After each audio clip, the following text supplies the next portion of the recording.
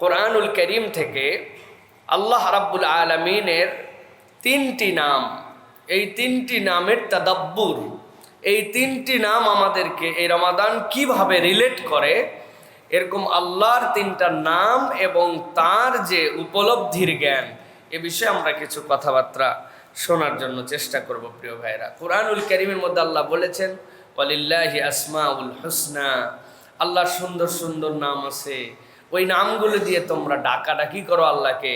আল্লাহ চান আল্লাহর সুন্দর নাম ধরে ধরে আল্লাহ রাব্বুল আলামিনকে ডাকা।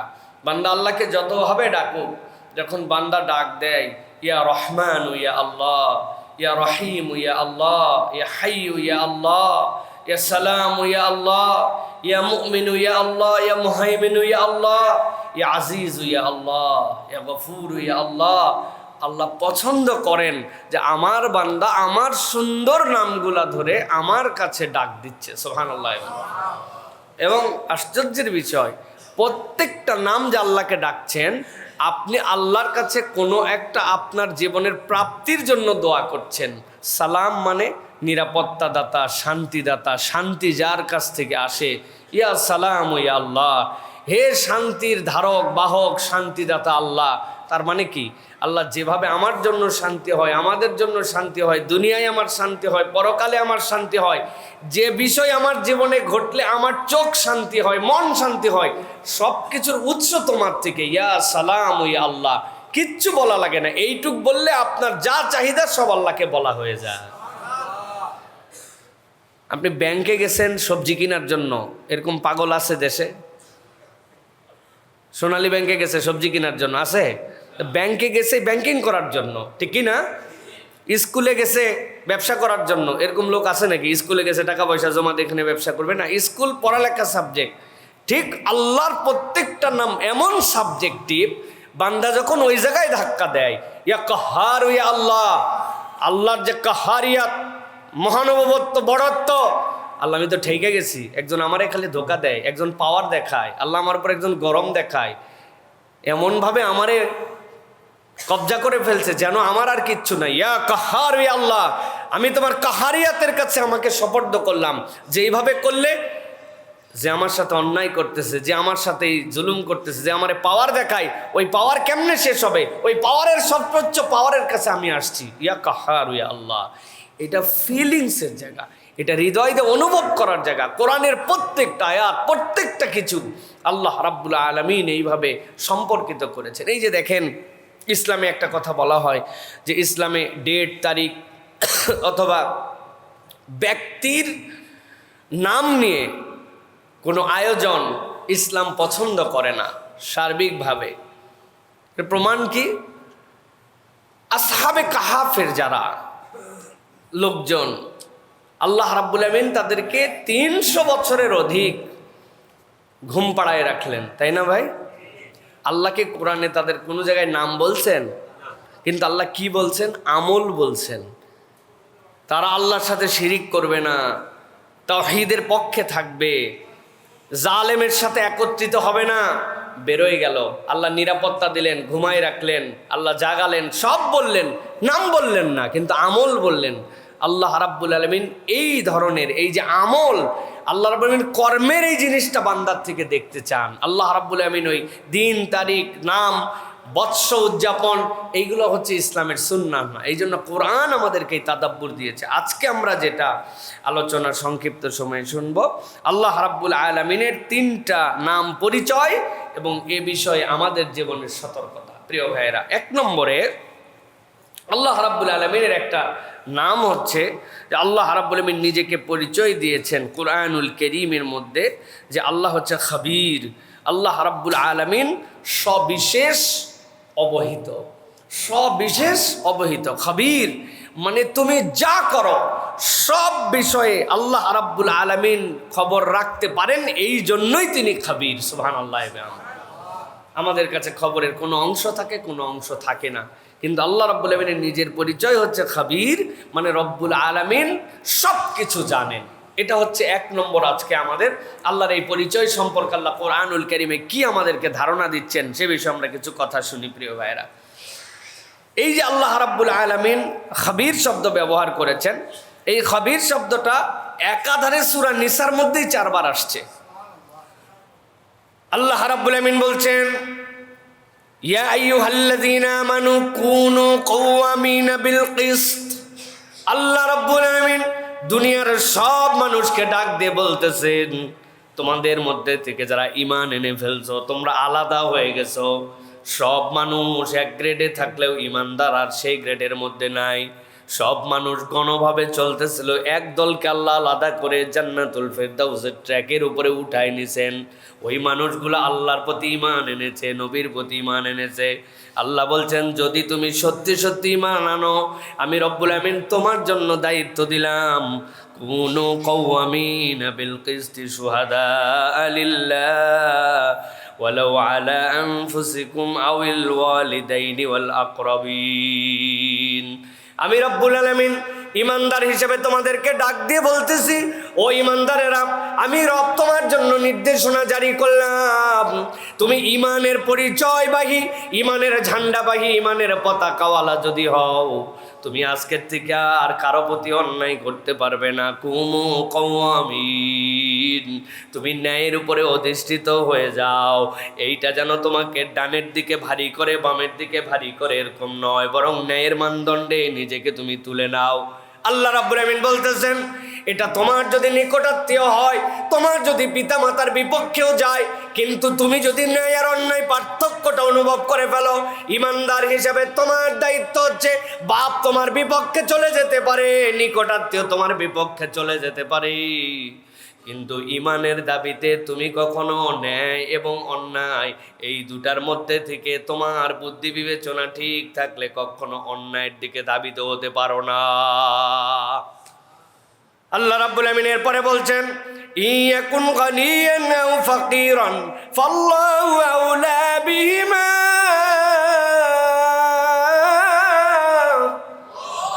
ক্ষেত্র তো অনেক সময় এরকম হয়ে যাবে, তোমার সামনে এমন পার্সোনালিটিওয়ালা লোক আসছে, এমন ধরনের ব্যক্তিত্ব সম্পন্ন মানুষ আসছে, বিচারে তোমার সামনে এমন পার্সোনালিটির লোক দাঁড়াইছে, কোটি কোটি টাকার মালিক হতে পারে, সে গণী হতে পারে, আবার উল্টাটাও হতে পারে, নিঃস্ব একজন মানুষ হতে পারে, কিন্তু তুমি যদি ঈমানের ওই পরিচয়ের বাহক হও, আল্লাহ বলছেন ওটা তোমার এমন মানদণ্ড হবে, সে গণী হোক আর সে গরিব হোক, সে ধনী হোক আর সে ফকির হোক, সে তোমার নিকটাত্মীয় হোক আর দূরের আত্মীয় হোক, ঈমানের দাবিতে আল্লাহ বলছেন কখনো তুমি ন্যায়ের পথ ত্যাগ করতে পারো না।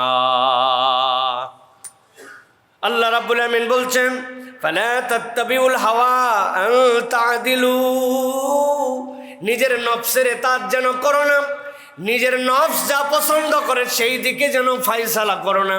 তোমার দায়িত্ব হচ্ছে আদালত ইনসাফের প্রতি তোমাকে অটল অবিচল রাখা। আল্লাহ বলছেন, ওয়া ইন তালু আও তুরিদু ফাইন্নাল্লাহা কানা বিমা তা'মালুনা খাবীরা। বান্দা জেনে রাখো, তোমার রবের একটা নাম আছে, তিনি কিন্তু সবিশেষ সব বিষয়ে খবর রাখেন।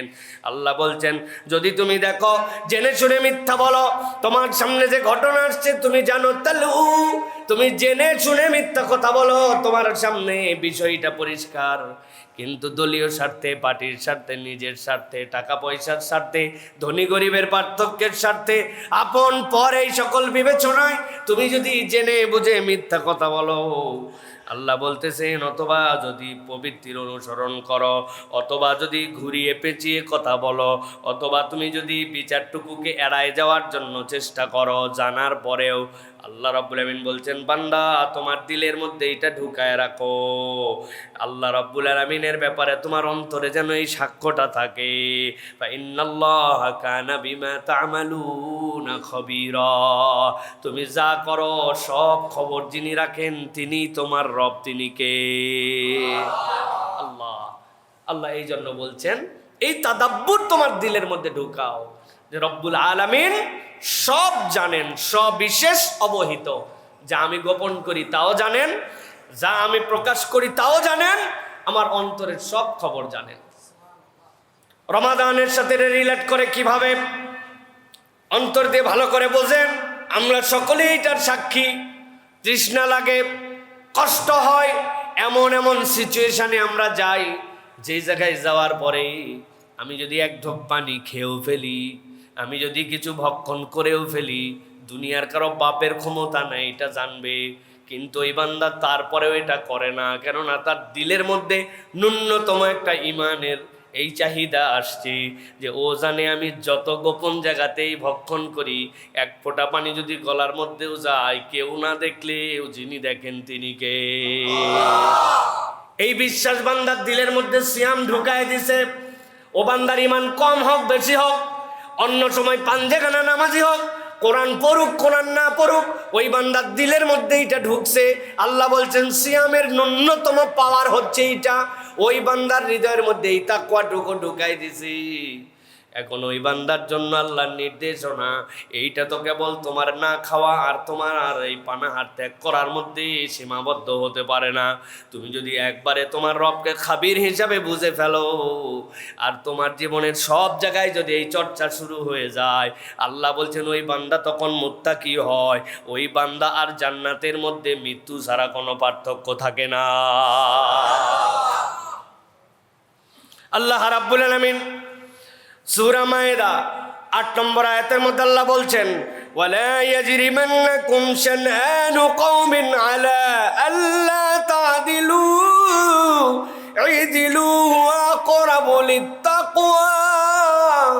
আল্লাহ বলছেন ও দুনিয়ার মানুষ, আমি রব্বুল আমিন তোমাদের জন্য দায়িত্ব দিলাম দুনিয়ার বুকে চলতে ফিরতে, দুনিয়ার বুকে বিচার আচার করতে, একজনের সাথে আরেকজনের তুলনা করতে, নিজেদের সম্পর্ক করার ক্ষেত্রে ওয়ালা ইয়াজরিমান্নাকুম শানানু কওমিন, তোমাদের মধ্যে যেন বিদ্বেষ কাজ না করে। তুমি গোষ্ঠী প্রীতির মধ্যে চলে গেছো, দল প্রীতির মধ্যে চলে গেছো, আঞ্চলিকতায় চলে গেছো। আল্লাহ বলছেন এই বিদ্বেষ যেন তোমাদেরকে ন্যায় থেকে সরায় না দেয়, ইনসাফ থেকে সরায় না দেয়। আল্লাহ বলছেন ইদিলু, তোমরা ন্যায় ইনসাফ কায়েম করো, ওয়া আকরাবু লিত্তাকওয়া, জেনে রাখো তাকওয়ার নিকটবর্তী হওয়ার জন্য এই ইনসাফ আর আদালত তোমাদের জন্য জরুরি। মুফাসসিরে কেরাম বলেছেন কোরআনের কোন আয়াতের যদি সঠিক তাফসীর জানতে হয়, এর অন্যতম একটা উসুল ইমাম মুজাহিদ বলতেছেন, যেই আয়াতের তুমি তাফসীর পড়বা তার আগের শব্দ আর পরের শব্দ কোরআনে কত জায়গায় এসেছে, ওই শব্দটাকে বিশ্লেষণ করে বের করো। এর আলোকে তাফসীরগুলোর মধ্যে আসছে আল্লাহ যেখানেই তাকওয়া শব্দ ব্যবহার করেছেন, এর আগে পরে আদালত শব্দ ব্যবহার করেছেন। তাকওয়া মানে এইরকম নয় আমি বিরাট মুত্তাকি হুজুর হুজুর ভাব নিয়ে চলি, এত বড় দাড়িওয়ালা জুব্বাওয়ালা নামাজ কালাম পড়তেছি, কিন্তু আমার মধ্যে পরিবারের মধ্যে ইনসাফ নাই, আমার বোন আমার থেকে বঞ্চিত, আমার নিকটাত্মীয় আমার থেকে বঞ্চিত, বিচার ফাইসালায় আমি ২ নম্বর মানুষ। আল্লাহ বলছেন এটা তাকওয়ার মানদণ্ড নয়, বরং তাকওয়া ডিমান্ড করে তুমি একজন ইনসাফ এবং আদালতওয়ালা মানুষ হবা। আপনার বাড়িতে আপনার ছোট ছোট বাচ্চা আছে, প্রত্যেক দিন দুধের হাঁড়িতে দুধ জাল হয়। আপনার বাড়িতে একজন কাজেরও মানুষ আছে, আপনার হেল্পিং হ্যান্ড হিসাবে সে দুধ জাল দেয়, সে দুধ পরিবেশন করে, আপনার বাচ্চাকে খাওয়ায়, আপনার বাড়িতে কাজ করে। দুধের সর, দুধের হাঁড়ি, দুধের খাবার প্রত্যেক দিন আপনার বাচ্চার জন্য যে প্রস্তুত করে, তার কপালে দুধ জোটে না। এরকম অনেক পরিবার আমাদের দেশে আছে না নাই? ইনসাফ আদালত আমাদের মধ্যে হইল না। তাহলে এই জন্য ভালো করে আমার দায়িত্বের জায়গা থেকে সব জায়গায় আমাকে বুঝতে হবে আমি যেন ইনসাফ করি, আমি যেন আদালত করি। আল্লাহ বলতেছেন এই বোধটা তোমার মধ্যে কখন আসবে? যখন তুমি তোমার খাবির রবকে চিনে ফেলবে। আমার রব তো এমন রব, আমি যা করি সে বিষয়ে তিনি অবহিত। এক জায়গায় দান করছিলাম, সবার নাম মারহাবা দিয়া বলছে, আমার নাম বলা হয় নাই, তাতে কি যায় আসে আর কি না যায় আসে? চূড়ান্ত যে খাতা আছে ওই খাতায় আমার নাম উঠছে কিনা? হ্যাঁ, আমার রব তো খবীর।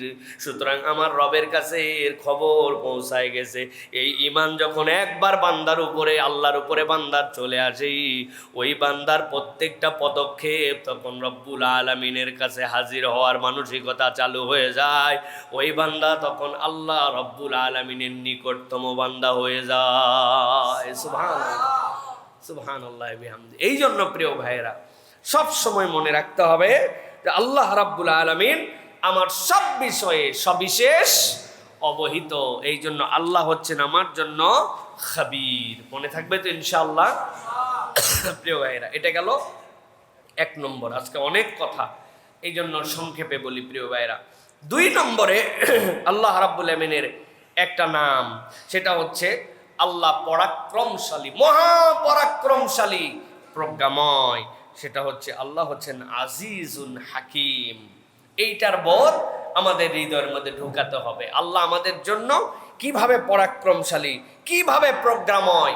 কোরআনুল কারীমের মধ্যে আল আজিজ আল হাকিম একসাথে, আল আজিজ আল হাকিম আলিফ লাম দিয়ে, এইটা আসছে 47 বার কোরআনুল কারীমের মধ্যে। আর শুধু আজিজ আর হাকিম এইটা আসছে কোরআনুল কারীমের মধ্যে 13 বার। আল্লাহ রাব্বুল আলামিন নিজের পরিচয় দিয়েছেন যে আমি পরাক্রমশালী এবং আমি মহাপ্রজ্ঞাবান। আল্লাহ রাব্বুল আলামিন সূরা বাকারা 260 নম্বর আয়াত, তার প্রিয় পয়গম্বর ইব্রাহিম আলাইহিস সালাম, যিনি নিজে নিজে আল্লাহর কাছে সমর্পিত হয়েছেন, দুনিয়ার সকল বড় বড় জিনিস তার সামনে উদিত হয়েছে, অস্তমিত হয়েছে। চাঁদ উঠলো আমার রব, ডুবে যায় যেটা কেমনে আমার রব হয়, সূর্য উঠেছে আমার রব, এরপরে সূর্য অস্তমিত হয়েছে এটা আমার কেমনে রব হয়। এরপরে আল্লাহর বান্দা রিয়ালাইজ করছি এই চাঁদ সূর্য আসমান জমিনের স্রষ্টা যিনি, তিনি আমার রব। এইটার সকল পয়গম্বরের দ্বারা সম্ভব হয় নাই, দুনিয়ার সব মানুষের দ্বারা সম্ভব হয় নাই। ইব্রাহিম আলাইহিস সালামকে আল্লাহ এমন বোধ দান করেছিলেন, যিনি নিজে নিজের দিল দিয়ে অনুভব করে আল্লাহর কাছে নিজেকে সমর্পণ করেছিলেন। ও ইব্রাহিম আলাইহিস সালাম, আল্লাহ রাব্বুল আলামিনকে বলছেন, আল্লাহ কোরআনে তার ভাষা কেবল উল্লেখ করেছেন, ওয়া ইয ক্বালা ইব্রাহিম রাব্বি আরিনি কাইফা তুহিল মাউতা। হে রব্বুল আলামিন, আমি আপনার কাছে একটুখানি দেখতে চাই, এই যে জীবন আছে যেটা আমার সামনে, এইটা আবার দেখি জীবন হারা হয়ে যায়, তুমি কেমনে এইটার জীবন দাও একটু দেখতে চাই। আল্লাহ আদর করে জিজ্ঞাসা করেছেন, কল আওয়ালাম তুমিন, ও ইব্রাহিম তোমার কি বিশ্বাস হয় না?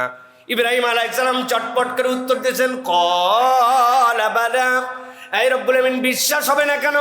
অবশ্যই অবশ্যই বিশ্বাস হয়। আমি তো আপনাকে আমার নিজের দিলের অনুভব দিয়ে বিশ্বাস করেছি, আমি চন্দ্র সূর্য কারো কাছে মাথা নামাই নাই। আল্লাহ রাব্বুল আমিন বললেন, তাহলে তাহলে কেন তুমি এই কথা বললে? ইব্রাহিম বলেন, ওয়ালাকিন লিয়াতমাইন্না কলবি। এই রব্বুল আমিন, আমার অন্তরটা একটু প্রশান্ত হইতো যদি আপনি আমাকে দেখাতেন। বিশ্বাস তো করি দিল ঠান্ডার জন্য, দিলের মধ্যে একটুখানি ভালোবাসা পাওয়ার জন্য, এই জন্য আপনার কাছে বলছে আল্লাহ, আপনি দেখালেও বিশ্বাস করি, না দেখালেও বিশ্বাস করি। আল্লাহ রাব্বুল আমিন ইব্রাহিম আলাইহিস সালামকে কথা পছন্দ করে ফেললেন, ডাক দিলেন আল্লাহ, কল ফাখুজ আরবাতাম মিনাত তায়র ফাসুরহুন্না ইলাইক। ও ইব্রাহিম, 4টা পাখি ধরে নিয়ে আসেন, এদেরকে গায়ের মধ্যে আদর করে পোষ মানায় ফেলেন, যাতে তারা আপনার কথা শোনে। ইব্রাহিম আলাইহিস সালাম 4টা পাখি ধরলেন, ফাসুরহুন্না, এদেরকে পোষ মানায় ফেললেন। আল্লাহ রাব্বুল আমিন বললেন, সুম্মা জাআলা আলা কুল্লি জাবালিন মিনহুন্না জুযা, এরপরে এইগুলাকে আপনি জবে করে ফেলেন। করার পরে এই 4টা পাখির এই গোশতগুলিকে আপনি বিভিন্ন পাহাড় যেইগুলো আছে এই পাহাড়ের মধ্যে নিক্ষেপ করে করে আলাদা করে রেখে দিয়ে আসেন। এরপরে যেই জায়গাতে দাঁড়ায়া 4টা পাখিকে পোষ মানাইছিলেন জায়গা মতো আবার ফেরত আসেন। ইব্রাহিম আলাইহিস সালাম সেই জায়গায় আসলেন। এরপরে আল্লাহ ডাক দিলেন, সুম্মা উদউহুন্না ইয়াতিনাকা শাইয়া। চিন্তা করেন না, এবার তাদেরকে ডাক দেন আপনি। পাখিগুলো আপনার পোষ মানা ছিল, কিন্তু এখন আপনি খণ্ড খণ্ড বিখণ্ড করে বিভিন্ন জায়গায় ছড়ায় দিয়েছেন। এখন আপনি ডাক দেন সায়া, দেখবেন আপনার ডাকের সাথে সাথে কি ঘটে যায়। ইব্রাহিম আলাইহিস সালাম ডাক দিলেন, ও আমার পাখিরা আয়। পাখি কি আছে নাকি? পাখি তো নাই, পাখির গোশত বিভিন্ন জায়গায় ছড়ানো। আল্লাহ বলতেছেন, এই ডাকতে দেরি, 1 মুহূর্ত দেরি হয় নাই, আল্লাহর হুকুমে 4টা পাখি আবার আকৃতিতে ইব্রাহিম আলাইহিস সালামের কাছে ফেরত এসে হাজির হয়ে গেছে। আল্লাহ রাব্বুল আমিন বলছেন, ওয়ালাম আন্নাল্লাহা আজিজুন হাকীম।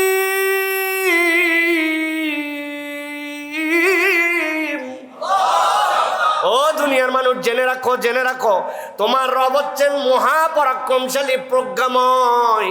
তিনি কেমনে ক্ষমতার বিস্তার দেখান এইটা তোমার মাথায় কাজ করবে না, কিন্তু এটা তোমার বিশ্বাসে রাখতে হবে আমার রব মহাপরাক্রমশালী। এইটার জায়গা দুই ধরনের বান্দার অন্তরে। একটা জায়গা বান্দা যখন জানবে আমি যার গোলাম তিনি মহাপরাক্রমশালী, ওই বান্দার চলাফেরার ধরন কিন্তু ভিন্ন হবে। কি কথা ঠিক কিনা? তুমি কার লোক? চেয়ারম্যানের কই গোনার সময় আছে, ব্যাককল আমি এমপির লোক। আরে এমপি লাগাইছে। মন্ত্রীর লোক কইলে এমপি মন্ত্রীর সাথে আমার চলাফেরা নাই ভাই, প্রধানমন্ত্রী ডাকলে যাই, না হলে যাই না। আর কোনো ঠেলামেলা চলবে নিচের লোকদের? সবগুলা চুপসায় যে ওরে বাবা রে বাবা, এর সাথে খাতির কার রে? প্রধানমন্ত্রীর সাথে তার সম্পর্ক। কয় আমি এমপি মন্ত্রী মিনিস্টার না হতে পারি, তবে এমপি মন্ত্রী মিনিস্টার বানাই।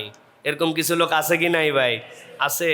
প্রিয় ভাইরা, আপনি বোঝার চেষ্টা করেন, আল্লাহ বলতেছেন তুমি কার গোলাম, একটু হৃদয় দিয়ে অনুভব করো। আল্লাহ বলতেছেন আজিজুন হাকিম, মহাপরাক্রমশালীর গোলাম তুমি, যেমন তেমন রবের গোলাম নও। সুবহানাল্লাহ। আমি কতবার যে আপনাদেরকে এই গল্প শুনাইছি, মিশরের এই গল্প, মিশরের দুর্ভিক্ষ, আর সবাই দুশ্চিন্তায়, সব মানুষ মিলে চিন্তা করতেছে কেমনে বাঁচা যাবে, কেমনে কি করা যাবে। যেই ঘরের মধ্যে পরামর্শ হয়, ওই ঘরের একটা জানালা খোলা, পাশ দিয়ে একটা রাস্তা গেছে, দেখে একজন গান গাইতে গাইতে যাচ্ছে, তারে নারে তারে নারে তারে নারে করে। চিন্তা করছে ব্যাককল, মানুষের বিপদ, তোর না হয় পরামর্শ সবাই নাই, কিন্তু তোর এত সুখ আসে কোত্থেকে, এত অন্তরে ধর ধর ধর ধর। ব্যাককল বেদ্যপ কোথাকার, কোন সময় কোন গান গাওয়া লাগবে ধরে নিয়ে সরে। এই তোর মনে এত পিনিক কেন? লোকজনের খাওয়ার নাই, বরণ নাই, মানুষ চিন্তায় অস্থির। আপনাদের চিন্তা আপনারা করেন, করবেন না? কয় আমি যার বাড়িতে কাজ করি এই লোকের গোলার মধ্যে কি পরিমাণ গম আর জব আছে এ আমার জানা আছে। আপনারা 2 বছর না খায় থাকেন, আমার মালিকের 2 বছরের খাবার সংরক্ষিত আছে। চিন্তা আপনার, চিন্তা আমার নাকি? এই কথা বলে ওরে ছাইড়ে দিচ্ছে যে সত্যি তো, এর যে মালিক আর মনিব তার সাথে তো হিসাব ভিন্ন। এর মধ্যে থেকে একজন জ্ঞানী মানুষ তখন বলছে, আরে সুবহানাল্লাহ, দুনিয়ার একজন গোলাম, তার মনিবের 2 মাসের খাবার জমা আছে জন্য, তার গরম, তার ফুটানি, তার হাসি। আর আমরা কোন মনিবের গোলাম? আমাদের এত দুশ্চিন্তার কারণ কি? আমরা ওই মনিবের কাছে নিজেদেরকে আত্মসমর্পণ করে প্রকৃত গোলামের পরিচয় দিলে আমাদেরও তো চিন্তা হওয়ার কথা নয়, ঠিক কিনা? আল্লাহ রাব্বুল আমিন এই জন্য বলছেন, দুনিয়ার মানুষ ভালো করে জেনে রাখো, তোমার রবের পরিচয় তোমার মধ্যে ঢুকায় না। ওয়ালাম, জেনে রাখো, তুমি বুঝে রাখো, আন্নাল্লাহ আজিজুন হাকিম, আল্লাহ রাব্বুল আমিন তোমাদের জন্য মহাপরাক্রমশালী, প্রজ্ঞাময়। তোমার জ্ঞানের অল্প একটু দেওয়ার কারণে তোমার কত বিচক্ষণ মনে হয়, কিন্তু আল্লাহ নিজে ঘোষণা দিয়েছেন ওয়ামা উতিতুম মিনাল ইলমি ইল্লা কলিলা। আল্লাহর জ্ঞান ভান্ডার থেকে তোমাদেরকে কিঞ্চিত মাত্র দেওয়া হয়েছে। সব জ্ঞান, সব প্রজ্ঞা রব্বুল আলামিনের কাছে। সুবহানাল্লাহ। কিন্তু আল্লাহ রাব্বুল আমিনের সাথে রিলেট করব কিভাবে, একে মিশায় দিব কিভাবে, আল্লাহ সেটার কৌশল ব্যাখ্যা করছেন। আল্লাহ রাব্বুল আমিন সূরা বাকারার ভিতরে বলছেন, রব্বানা ওয়াবআস ফীহিম রাসূলাম মিনহুম ইয়াতলু আলাইহিম আয়াতিকা ওয়া ইউআল্লিমুহুমুল কিতাবা ওয়াল হিকমা ওয়া ইউযাক্কিহিম ইন্নাকা আনতাল আজিজুল হাকীম। ও ইব্রাহিম আলাইহিস সালাম খানায় খাবার পাশে দাঁড়ায় দাঁড়ায় আল্লাহর কাছে দোয়া করেছিলেন। আল্লাহ বলছেন, বান্দা তোমার আজিজুল হাকিমের সাথে রিলেট করবে কেমন করে, এই সিলসিলাটা তুমি কেমনে নিবা, রবের কাছ থেকে এই পারফরমেন্স তোমার হৃদয়ের মধ্যে কেমনে ঢুকাবা, এইটা নিরেট কেবল ওয়াজ শোনার দ্বারা তোমার হৃদয়ের মধ্যে ইস্টাবলিশড হবে না, ইনস্টল করা লাগবে। এইটা তোমার জন্য তোমার হৃদয়ের মধ্যে চালু করা লাগবে। আল্লাহ বলছেন এটার কৌশল হচ্ছে পয়গম্বররা যেই বার্তা নিয়ে আসবেন ওইটাকে গ্রহণ করতে হবে, কেননা তাদের 1 নম্বর কাজ ইয়াতলু আলাইহিম আয়াতিকা, তিনি তোমাদের কাছে তার আয়াত তেলাওয়াত করেছেন। ওয়া ইউআল্লিমুহুমুল কিতাব, এই কিতাব তোমাদেরকে শিক্ষা দিয়েছেন। ওয়াল হিকমা, এবং এর মধ্যে তোমাদের জন্য প্রজ্ঞা আছে। ওয়া ইউযাক্কিহিম, আর এইটার জন্য অন্তরটা পরিশুদ্ধ হওয়া লাগে। তুমি যদি নিজেকে তোমার ওই অ্যাপসের জন্য উপযুক্ত ডিভাইস হিসেবে নিজেকে উপস্থাপন করতে না পারো, ওইটা যেরকম সেখানে ইনস্টল হয় না। অন্তর যদি বিশুদ্ধ না হয়, তাওহীদ যদি তার মধ্যে না থাকে, শিরিক মুক্ত যদি না হয়, আল্লাহ রাব্বুল আলামিনের নবী যেইগুলা নিষেধ করেছেন, ওই আন্দাজ, ওই খারাপ অভ্যাসগুলা থেকে যদি দূরে সরে না যাও, আল্লাহকে আজিজুল হাকিম হিসাবে তোমার হৃদয় তুমি পাবা না। এই জন্য পরিশুদ্ধ অন্তর, আল্লাহর কোরআনের হিকমত, কোরআনের তিলাওয়াত, কোরআনুল কারীমের বুঝ, এইগুলা যখন একটা বান্দার জীবনে বৃদ্ধি পায়, ওই বান্দার হৃদয়ে এমন ফিলিংস হয়, আমি তো ওই রবের গোলাম যিনি মহাপরাক্রমশালী। সুবহানাল্লাহ। রমজান কিভাবে রিলেট করে এটার সাথে? শাহরু রমাদান আল্লাযী উনজিলা ফীহিল কুরআন, এই কোরআন আপনি যখন পড়বেন, তাদাব্বুর হবে, কোরআনের ভালোবাসা হবে, কোরআনের প্রতি আপনার মহাব্বত হবে, একটু একটু করে অর্থ বুঝতে শিখছেন, একটু একটু করে এর মধ্যে থেকে দু চারটা করে আল্লাহ রাব্বুল আলামিনের কোরআনের এই সকল ঘটনাগুলোর থেকে আপনি একটু শানে নুজুল পড়তে শুরু করেছেন। মন চাইছে দেখি তো একটা আলফাজুল কোরআনের বই কিনি তো, দেখি তো গুগলে একটু সার্চ দিয়ে দেখি তো যে কোরআনুল কারীমের শব্দার্থের জন্য কোনো বই আছে কিনা। আম্মা পাড়ার ভিতরে আপনি যদি মাত্র 226টা ওয়ার্ড মুখস্থ করতে পারেন, ঘুরে ফিরে ওই শব্দগুলাই আসছে, আপনি যাই পড়েন 100% না বুঝলে 50% আপনি বুঝে ফেলবেন। এই 226টা শব্দ মুখস্থ করা কোনো বান্দার কাছে কোনো ব্যাপারই না। ওই বান্দা 10টা অন্তত করি, 20টা অন্তত করি, আলাম মানে জানে ফেলছি, যেখানে এরপরে আলাম আসছে আমি বুঝে ফেলছি আলামের মানে কি, তারা মানে আমি বুঝে ফেলছি। এই যে আপনি আস্তে আস্তে করে একটা দুইটা করে করে তাদাব্বুর আর কোরআনকে ভালোবাসতেছেন, এটা কি? আল্লাহ বলছেন এটা তোমার হৃদয়ের মধ্যে ওই আজিজুল হাকিম, ওই হৃদয়ের মধ্যে গফুরুর রহিম, ওই হৃদয়ের মধ্যে হালিম, এই অনুভবগুলো আল্লাহ রাব্বুল আলামিন জাগ্রত করে দিবেন। কেননা তোমার অন্তরটা এটার জন্য তৈরি হচ্ছে, এটা কোরআনুল কারীম ছাড়া সম্ভব। এই জন্য প্রিয় ভাইয়েরা, রমাদান আমাদেরকে আল্লাহ রাব্বুল আলামিন এই বোধের জায়গাগুলো, আল্লাহ রাব্বুল আলামিনের এই কথাগুলি আমাদের হৃদয়ের মধ্যে ধারণ করায়। আজকের সর্বশেষ পয়েন্ট যেটা, সেটা হচ্ছে আল্লাহ রাব্বুল আলামিন নিজের আরেকটা পরিচয় দিয়েছেন। আল্লাহ রাব্বুল আলামিন হচ্ছেন পরম মমতাময়, সহানুভূতিশীল, স্নেহময়। আল্লাহ পরম মমতাময়, এটাকে আল্লাহ রাব্বুল আলামিন কোরআনুল কারীমের মধ্যে বলেছেন রউফুর রহিম। রউফুর রহিম। আল্লাহ রাব্বুল আলামিন কোরআনুল কারীমের মধ্যে বলছেন, পুরা কোরআনে মাত্র 2 বার এইটা আসছে, মাত্র 2 বার। আল্লাহ রাব্বুল আলামিন কোরআনুল কারীমের মধ্যে বলছেন বান্দাদের জন্য মিনান নাসি মান ইয়াশরি নাফসাহু ইবতিগা মারদাতিল্লাহ আল্লাহু রাউফুম বিল ইবাদ। আল্লাহ নবীর একজন সাহাবী ছিলেন হযরতে সুহাইব রুমি রাদিয়াল্লাহু তাআলা আনহু। সুহাইব রুমি, তার সবচেয়ে বড় যোগ্যতা ছিল এমন তীর নিক্ষেপ করতে পারতেন, কোনো ব্যক্তি যদি পুরা শরীর তার লৌহ বর্ম দিয়ে আবৃত করে রাখত, কিন্তু সুহাইব রুমির তীর এমন নিখুঁত নিশানায় যে চোখটুকু কেবল বর্মের ফাঁকা থাকতো, এমন অ্যাঙ্গেল থেকে মারতেন, ওর মাথা নড়াচড়া করা অবস্থাতেও ওই দিক দিয়ে তিনি তীর ঢুকায় দিতে পারতেন। ঈমান এনে ফেলছেন, বেশ সম্পদওয়ালা মানুষ, চিন্তা করছেন সম্পদ আমি কি করব। অনেক বুদ্ধি করে সম্পদ এক জায়গায় মাটির নিচে গোপনে পুঁতে রেখেছেন। রাখার পরে আস্তে আস্তে করে কৌশলে একটা সবচেয়ে তাগড়া ঘোড়া নিছেন, পিঠ ভর্তি তীর নিছেন, গলার মধ্যে তলোয়ার ঝোলানো। এরপরে কৌশল করে বের হয়ে চলে যাবেন মদিনায়। আল্লাহ নবীর সাথে যদি দেখা না হয় তার হৃদয়ের খোরাক মিটে না। হযরতে সুহাইব রুমি যেই না মদিনার উদ্দেশ্যে রওনা হলেন, পথে মধ্যে ঘোষণা পেয়ে গেল মক্কার কুরাইশেরা এ তো পালায় পালায় মদিনায় যায় আটকায় ফেল। কুরাইশরা সব তাকে আটকায় ফেলছে, আটকানোর পরে পথ রোধ করে ফেলেছে, তোমাকে মদিনায় যেতে দেওয়া হবে না। দূর থেকে দাঁড়াইছেন সুহাইব রুমি, ঘোড়ার পিঠ থেকে 2টা পা জিনের মধ্যে লাগায়া মাজা উঁচু করে কুরাইশের দিকে তাকায় বলছেন, পিছন দিকে তাকায় দেখো কতগুলা তীর, যতগুলা তীর আছে একটাও মিস হবে না, একজন করে মরলেও একটা করে মারবো। আমার তীরের পাওয়ার তোমার ধারণা আছে?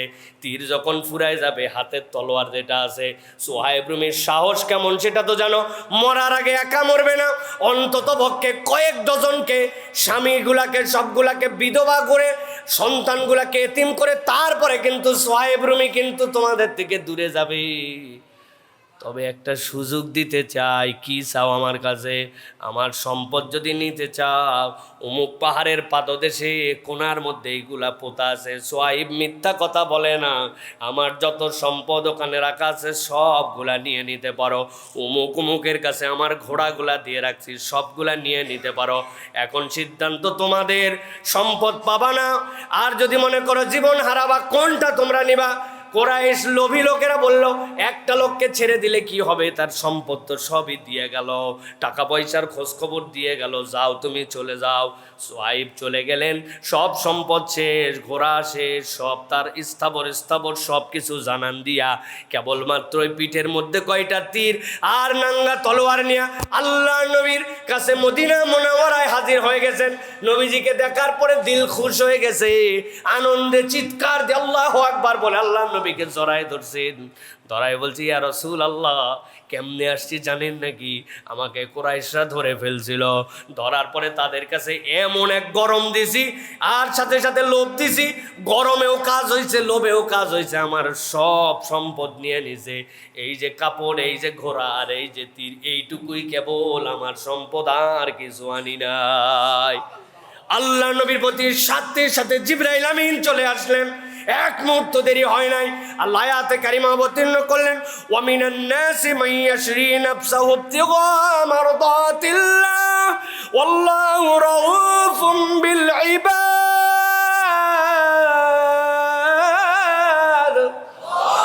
আল্লাহ বলছেন, দুনিয়ার কতক মানুষ আছে, ওই মানুষগুলা আল্লাহর জন্য সব কিছু বিক্রি করে দিতে পারে, টার্গেট কেবল আমার আল্লাহ খুশি কিনা, আল্লাহর খুশির জন্য দুনিয়া দিয়ে ফেলতে পারে। আল্লাহু আকবার। আল্লাহ বলছেন, মনে করো না সে আল্লাহর খুশির জন্য সব দিয়ে দিছে আর আমি আল্লাহ কিছু দেই নাই। আমি আল্লাহ তার ব্যাপারে জানায় রাখলাম, আল্লাহু রাউফুম বিল ইবাদ। আল্লাহ বান্দার ব্যাপারে পরম সহানুভূতিশীল, পরম মমতাবান। যেই আল্লাহ বান্দাকে মমতাবান বলে, স্নেহশীল রব বলে, ওই বান্দার আর কারো কাছে যাওয়া লাগবে নি। আল্লাহ রাব্বুল আলামিন এই এক জায়গায় বলেছেন এইটা, আরেক জায়গায় আল্লাহ রাব্বুল আলামিন বান্দার জন্য সবচেয়ে বড় আশা দিয়েছেন। এই কোরআনে যত আশার আয়াত, যত বেশি আল্লাহ রাব্বুল আলামিন বান্দাকে আকর্ষণের আয়াত, বান্দাকে বাঁচায় দেওয়ার আয়াত আছে, তার মধ্যে আমার দৃষ্টিভঙ্গিতে ওয়ান অফ দ্য বেস্ট আল্লাহ কোরআনুল কারীমের মধ্যে সূরা আলে ইমরান, কোরআনের 3 নম্বর সূরা 30 নম্বর আয়াতের মধ্যে এরকম একটা ঘোষণা দিয়েছেন। আল্লাহ রাব্বুল আলামিন বলছেন, ও আমার বান্দারা শোন শোন, ইয়াউমা তাজিদু কুল্লু নাফসিম মা আমিলাত মিন খায়রিন মুহদারা। আল্লাহ বলছেন, হাসরের ময়দানে ওই বান্দা দুনিয়ার বুকে যা করছে সবগুলা তার সামনে হাজির হয়ে যাবে। যেই না সব আমল তার সামনে হাজির হয়ে যাবে, আল্লাহ বলছেন, ওয়া মা আমিলাত মিন সুইম, আর তার সামনে যত আমল করছিল খারাপ, সবগুলা তার সামনে হাজির হবে, ভালোগুলাও হাজির হবে, খারাপগুলাও হাজির হবে। কিন্তু বান্দার মনের মধ্যে একটা আশা হবে। বান্দার মনের খবর কে জানে? ঘুমায় যাননি তো ভাই? মনের খবর কে জানে? ভালো করে বোঝেন, আবার বোঝেন। আল্লাহ বলছেন, ইয়াউমা তাজিদু কুল্লু নাফসিন মা আমিলাত মিন খায়রিন মুহদারা। আল্লাহর সামনে কিয়ামতের দিনে যত ভালো কাজ করছে সবগুলা হাজির হয়ে যাবে। আল্লাহ বলছেন, কেবল এইটুকুই নয়, ওয়া মা আমিলাত মিন সুইন, যত খারাপ কাজ করেছে সেগুলাও তো হাজির হবে। কিন্তু বান্দার হৃদয়ের মধ্যে একটা অনুভব হবে। কি অনুভব? আল্লাহ বলছেন, তাওয়াদ্দু লাউ আন্না বাইনাহা ওয়া বাইনাহু আমাদাম বাঈদা।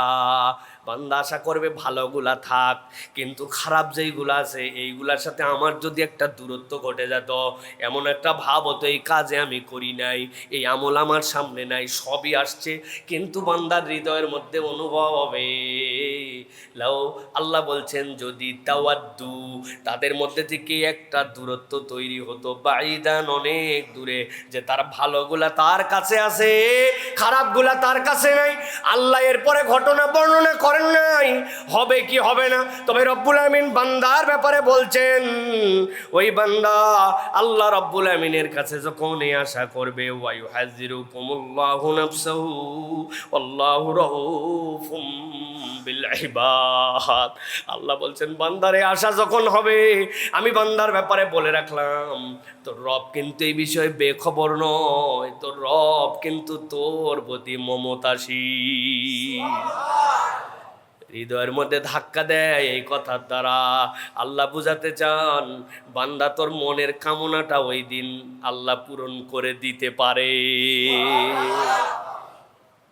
যাই রব, আমার তো গুনাহ অনেক, আমার তো সব কিছু আছে, কিন্তু এই গুনাহগুলা যদি একটু দূরে থাকতো, আল্লাহ বলছেন আল্লাহ রাউফুম বিল ইবাদ, রব মমতাশীল, রব স্নেহশীল, রব বান্দার প্রতি যত্নশীল। এই কথা বলার মানে কি? এই কথা বলার মানে সুযোগ থাকতে পারে। সুবহানাল্লাহ। নবীজি সাল্লাল্লাহু আলাইহি ওয়াসাল্লাম বলছেন হাশরের ময়দানে যখন বিচার শুরু হয়ে যাবে, বান্দার জীবনে সবসময় সতর্ক থেকো, তোমার যেন জুলুম না থাকে জীবনে, তোমার যেন বান্দার হক নষ্ট করার গুনাহ না থাকে, শিরিক না থাকে। আল্লাহ বান্দাকে ডাক দিবেন, ডাক দিয়ে একটা পর্দার মধ্যে ঢুকায় নিবেন, বান্দাকে জিজ্ঞাসা করবেন এ অপরাধ করছিলি? আল্লাহ করছিলাম। এ অপরাধ করছিলি গোপনে এইটা এইটা এইটা এইটা? বান্দা দেখবে ওরে রব্বুল আলামিন একটা কিছু বাদ যায় নাই, সবগুলা তো আমার সামনে হাজির। বান্দার কোনো কথাই বলবে না, মাথা নিচু করে ফেলবে। আল্লাহ নিজের পরিচয় দিবেন, আমার নাম সত্তারুল উয়ুব। বান্দা তোর দুনিয়ার গুনাহ করছিলি কিন্তু কারো কাছে বলি নাই, আমি গোপনে রাখছিলাম। যা বান্দা, তোর কাছে যেহেতু শিরিক নাই, তোর যেহেতু জুলুমের বিচার নাই, এই জন্য আল্লাহ ওই বান্দার গোপন গুনাহ মাফ করবেন। দুনিয়ার অন্য মানুষও জানতে পাবে না, মানুষ জানবে এই লোক বোধহয় এমনি নিষ্কলুষ হয়ে জান্নাতের দিকে রওনা দিছে, কিন্তু আল্লাহ তাকে গোপন গুনাহ সব মুছায় দিয়ে বলবেন তোর গোপন গুনাহ গোপনে রেখে মাফ করে দিলাম, তুই জান্নাতের দিকে রওনা দে।